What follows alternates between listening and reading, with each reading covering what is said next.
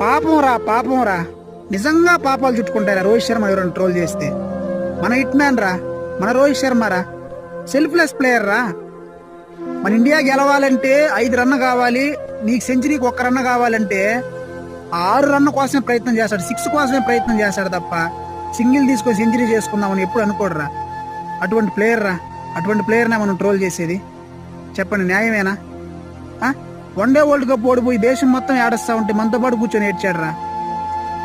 T20 world cup తెచ్చి మన చేతిలో పెట్టాడు రా. మీరు బాధపడొద్దు, మరొక ఇదిగో మీకు వెంటనే నేను మీ యొక్క బాధను నేను తగ్గిస్తానని చెప్పి T20 వరల్డ్ కప్ తెచ్చి మన చేతిలో పెట్టాడు రా. WTCలో హైయెస్ట్ రన్స్ ఎవరైనా ఉన్నారంటే రోహిత్ శర్మని. కావాలి చూడండి, అలాంటి వ్యక్తిని టెస్టులకు తీసేయాలని, రిటైర్మెంట్ చేయాలని కోరుకుంటున్నారా?